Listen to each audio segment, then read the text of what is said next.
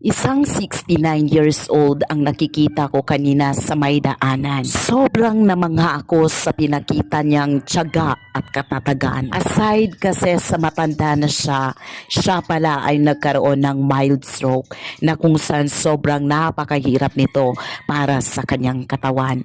Pero mas pinili niya pa rin ang magtrabaho. At ang paggawa ng walis tingting ay siyang kanyang pinag-aabalahan para daw meron siyang makain bawat araw. Despite sa kanyang napagdaanan, pinakita niya sa atin na hindi tayo dapat susuko sa anumang laban ng buhay. At walang bagay na hindi makakamtan sa isang taong pursigido, sa isang taong may paniniwala at lalaban sa anumang hamon ng buhay.